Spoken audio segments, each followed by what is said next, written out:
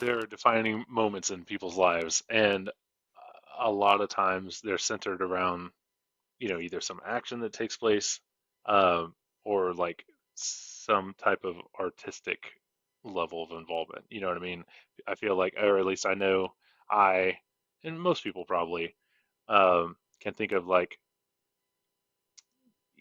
what, they were looking at when something happened, or, the smell or whatever. I mean, but I often think of like what I was listening to, because, I got music playing all the time, no matter where I am. Um, Yeah. of course, everybody listens to stuff in the car, and when I'm here at home, I put on records and just chill out or whatever. Um, and I remember I was driving when I was a teenager. I had this shitty van. It was my parents, and it was just like they just kept pouring money into it, pouring money into it, pouring money into it. It wasn't even worth Yeah. what they paid Yeah. in the first place, much less anything they ever put into it. Anyways, it blew up when I was driving it. I'm okay. I made it out. Um, but um, I can't. Oh, I will say I can't remember specifically what I was listening to, but I know it was like I can hear just like distortion feedback and stuff. Like when I was literally like running out away from the car, like as it was on fire, Oh, to so like literally blew up. I it thought you just literally meant like blew up. stalled on the side of Yeah. the road. No, yeah, it caught fire on Highway 27, and I was like, Okay. I should probably pull over, and I pulled over, Yeah. and left the music blasting and everything, and just like ran to the hill, like literally ran to the hills, and it Yeah. exploded. Wow. So yeah, you know. But Man, anyways, I that's don't know. that's intense. I remember driving home from Atlanta. I cannot remember what band we had seen that night, but I had this little car, and I remember everybody's like waving at us on the roads, like your car," and I'm like, I know," and we're just thinking, I just trying to get home, this Yeah. thing's smoldering, I'm not gonna make it, but it's like, goodness gracious, what do we do, because I mean, as far as pulling over, you can pull over, but that's pretty much it's done, and the car's Hmm. already done at this point. It's like we just need to go as far as possible because once we stop, it's not starting again, Right. and I'm I still got thankful a we didn't quarter get in tank that. left. I'm gonna keep going. Yes, I'm so thankful I didn't get put in that situation. And now in hindsight, there's very real possibility that could have happened. But yeah, man, I remember people beeping at us a couple times and waving. It's like, man, how did we make it? I don't know. But you talking about that definitely reminded me of that story. And specifically this one lady that was like, she gives me this look. She's like, and she was just terrified of this vehicle, and we're Yeah. just in the car like, hey man, there's no Them's stopping the us bricks, now. man. You know what I mean? Yeah. Sometimes it Yep. be what it Yep. be. But good times though, man. I mean, I'm not saying that was a great moment for me, but of course, the whole night in general, with the exception of the car, basically cashing out on us, we Hmm. had fun. We made it to the show, and once again, a musical connection has been made, a memory that we're now talking about now, and yeah, That's right. Well, I'll tell you. I was thinking earlier today. I was thinking. I remember being really, really intentional in 2022. I was like, as new stuff is coming out, checking it out. You list up for pre-order. It becomes a part of your life to be at least involved in some level. yeah, And I know 2022. I have no hesitation whatsoever telling you what my album of the year was last year. It was Cigars, The Visitor. Freaking obsessed with that album. yeah, Um, they're, as far as I understand, they had like one album way back in the day, like in the 90s, maybe. I'm not going to look things up because nobody's fact checking. Go ahead and fact check me. I don't care. But I'm not going to. um, yeah, uh, but they had one album that was released like a long time ago. And then just nobody heard from them for a long time. And then boom, here's a new album. And it freaking rules. So, anyways, yeah, 2022, I got that on lock. No problem. I spend it all the time. 2023, I was thinking like, okay, it's coming to a conclusion, and this is the first like full year of business I've been in. What was my album of the year? It's like I don't know. I can't even really think of anything new because most of this new stuff that came out, as far as on vinyl being pressed, most of it was like represses.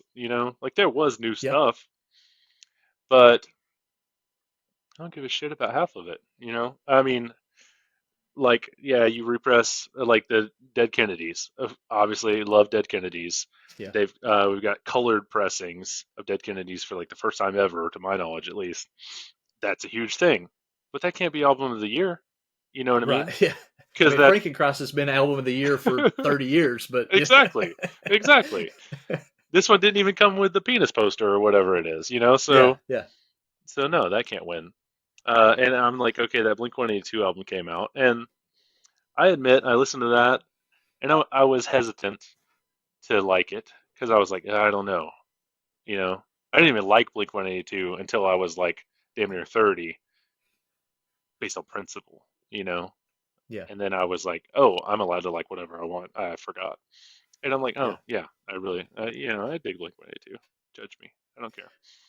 But I listened to that album, I will. and have you listened to it, Bobby? Moment of Truth. No, I haven't. I haven't. You should check it But out, man. I do have some commentary to follow up with though. So go Okay, ahead. okay. Well, that Blink 182 album is pretty solid, man. Like their writing style has changed a bit, which it should probably, if we're being Yeah. honest. Um, but there's one track on there. I can't remember which one it is, but you're gonna listen to the album because I asked you to so nicely. Yeah. Um, there's one track on there that I bet you're gonna super dig because it's got like I swear to God, it's got Travis Barker playing like double bass and it's like Okay. heavy-ish. Nice. Yeah. So I mean, yeah, so that came out this year and that jumps to the forefront of my mind. But I'm like, I mean, I like it and I'll listen to it, but I wouldn't say that's my favorite. I Yeah. don't know. Do you have a favorite from this year? Man, that's something that I deal with frequently being part of the Doom Charts team. I'm Mm-hmm. always hearing new music, and especially between hearing stuff for the Doom Charts and ordering stuff for the store and the web store and all of that. There's most 95 to 98% of everything that I'm going to sell I've heard, and I've decided that Yep. that's something that I'm not trying to say that I'm trying to categorize it around my taste, but it is curated to the things that if I got stuck with the record store and I had now a fresh, $700 or $800 or 800 pieces of vinyl sitting Yeah. in front of me, that I would probably listen to 98% of them. And the other Mm-hmm. 2% are just the things that, like, I know she gets a lot of heat for various reasons, and you can like her or you can hate her. But at one point, I remember during the pandemic, all of these indie record stores got signed CDs from Taylor Swift, Mm-hmm. and Metallica was pressing color variants with Walmart. And I was kind of like, Right. man, Yeah. this is Metallica's my band. I mean, it's Mm-hmm. not the new, but the Metallica, the one whatever period of Metallica that you love, we'll just think of it that way. I have a specific period. I'm sure others do. I was gonna say they No didn't harm, make no foul. music Everybody after has the the right to change. they didn't have them. And They didn't even make music after the '90s, did they? I don't know. I stopped well, listening to anything. well, So wait, are we talking about Blink 182 or are we talking about Metallica? yes. just joking, just joking. I love all music for all reasons, but that's a great example. You can like it at whatever point. Obviously, Lou Hmm. Reed and Metallica is the best album ever. So, and I'm looking at this, and it's not that it's a fault, but I'm thinking, man, she done something for indie retailers, Hmm. and the other people are kind of going. I'm speaking out of turn here. I'm just referencing, so please forgive me. I love Metallica. They're doing something that's not for me. I can't even get my hands on it, and I own a record store. Right. So I'm looking at those two things and going, wow, man, I kind of feel left out here. The people that Hmm. I've supported this whole time just went to Walmart while I'm struggling to survive. Right. And I was kind of like, way to go, Taylor. I mean, I'll tell you Yeah. what, to repay the favor, I'll start carrying your records. All right. So there's some things like that would be in the record collection or in the record store that I wouldn't normally listen to, but that's just part of, it's kind of like the whole symbiosis of what we're talking about. Right. I'm not carrying it because it sells a lot. I'm carrying it because it was kind of like that fist bump. It's like, hey, you know what, you had our back and I appreciate that. Do with it what you want. I don't mind. I'm going to throw one on the shelf. If it sells, I'll buy another one, and we'll keep the whole thing rolling, and it's Right. fine because I've got like I said, 98% of the other stuff, I'd happily open it and put it on the turntable right now and be fine with it. Hmm. As far as the new releases, when I'm listening to new stuff for the store and then new releases for the Doom charts and then new releases for the store stock, man, it all starts to blend together. And I just sometimes I can't remember anything. Like Right. you'll say, "Hey, what's that guy's name that works for Skeletunes?" And I'll be like, I don't know, man. Give me just a minute, you know. And Yeah, yeah. then later on, I'll be like, "Oh, John, it's John. I got it. I got it." So I have trouble kind of just remembering it all because there's a constant flood. But I need to be better about taking notes. But this year, I did discover a few. Not a few. There's a ton of great stuff this year, but a Hmm. few that I did make note of. There's a Resin and Venum Sabithi album that really kind of resonated with me. It's this weird melodic dark record. It's just a collaboration that I thought was really good. That was on Blues Funeral Records. Um, there's this band called The Moth that was really cool. I featured them on the podcast Oh last yeah. week, so that really stood out to me. There's a few others, and I'm doing a 13 Days of Doom countdown on the Monuments and Ruin page as well. So it's kind of Right. some 2023 releases and some olders. You mentioned the 2022. Last year, my album would have been the Northless album. I think it's called A Path Beyond Grief. I hope I'm saying that right. Either way, it's the one that's got the hand on it. Man, that record is unbelievably good. It's like this weird, mind bending kind of heavy music that's I don't know, it's just hard to describe, but it's got this doomy post rock, strange vocal. It's just well put together. It's unlike any other record I've ever heard. High praise for that one, and I don't feel like it got a lot of attention last year when it came out, and I think that's on translation loss. I was gonna say, So I that's two think we. years back to back.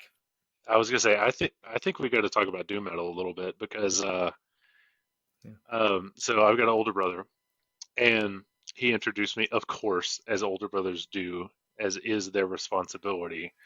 He showed me the it is. ways. You know what I mean? He got me into like Yeah, yeah, MXPX was like my first ever like, man, this music is really fast. Kind of like yeah, my brain. You know what I mean? Like I was in like I remember second, third grade. I'd be, coloring on stuff, not listening to the teacher, and I would just be drawing like little MXPX poking at your punks on everything. You know what I mean? yeah. Just super poorly. So I can remember like my entire life, like that was my first foray ever into the things I still love. Um, but uh, Dave and I eventually we had this commonality, and then he kind of veered off into metal like as his primary thing, and I veered off into punk as primary thing. Now, there's obviously a ton of crossover. I love Yep. metal music and heavy music too, but a lot of the times, I'm like, let's play the boom chuck, boom chuck, boom chuck drums as fast as possible instead of like, Yeah. blasting double bass. It's the same thing but different Yeah. ways Yeah. to express the same type of thing. Um, but I remember I could not stand for the longest time. He would listen to heavy stuff that like he'd listen to Meshuggah and stuff like that, Mm-hmm. and I'd be like, yeah, it's cool, but I'm gonna fall asleep. This was back in the day, and he would Break out listen the to calculator. yeah. Well, he would listen to, and I can't think of what it would have been back in the day because frankly it wasn't connecting with me. But he would listen to stuff that was just like, yeah, he's like, yeah, wait for this. He's like, it's about to hit the fan or whatever, and it would be like, Yeah. dum dum. Dum. It's just the slowest thing. I was like, Dave, Yeah. I'm so bored. You know what I mean? Like, yeah, if it was played, like if it was on a turntable playing, and you just like sped it up with your fingers, like, yeah, that's the tempo I'm used to. If it's not like Yeah. 200 plus BPM, I'm bored. But in my old age of 35, in the past couple of years, something flipped, and I was just like, "Oh my god, hell!" It might have been meeting you is a huge catalyst. But doom metal clicked with me, and I freaking love it. Like if I'm gonna listen to metal, it's well, I don't know, it's In Flames, which isn't really doom, but um, Green Lung, I just Yeah. freaking obsessed with. Dope Scum, local band, Cosmic Reaper. Like I got into all that stuff crazy hard, and Bongfoot is another huge one. And if people don't know what I'm talking about, like go look them up because they're rad. Even a ADD punk can be into that stuff. You know what I mean? Yeah, yeah. But yeah, I don't know. I feel like I owe at least. I can't take anything away from my brother because he's my brother. But I feel like you were a huge influence on me getting into doom metal a lot. So Man, that makes I'm me not so wearing a hat, happy. but hats off. You know? It makes me so happy, not specifically because of the genre, but just to know that it's like we're once again the sharing of music in general. Yeah, You know, it's like, yeah. man, there's so much, and just like this Blink 182 thing that I'm going to listen to. What if that turns out to be my new favorite record? Because there's so many that I'll listen to, and I didn't like it then, but Uh-huh. I gave it another chance years later, and all of a sudden it resonates on a different level. Oh, And totally.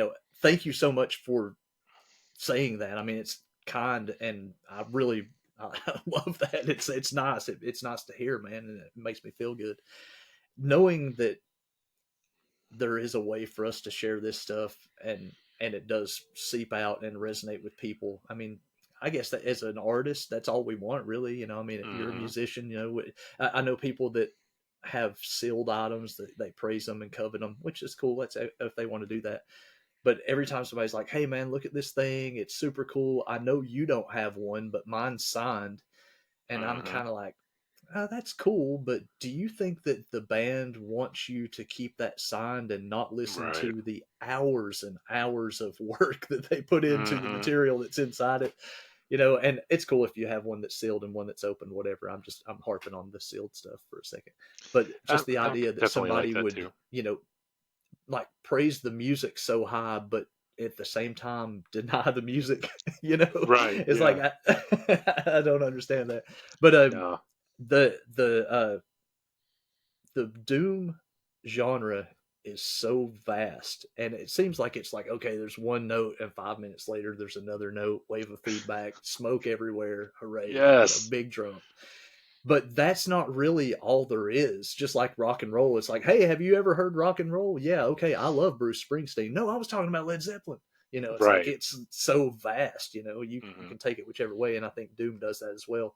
You mentioned the Dead Kennedys, that Yeah. drum style that they have, like the tribal drumming, Hmm. that's so prevalent in their music. That's the type of stuff that I like to hear in doom music, because it gives it more of a pulse and more Hmm. of a drive. And next thing you know, you're like, oh man, I feel like some kind of, I don't know. I think years back, before there was any other thing, there was probably someone beating on a stick on another stick or on a rock, and this drum and percussion things probably, it's in our DNA somehow. I'm Yeah. almost certain of it.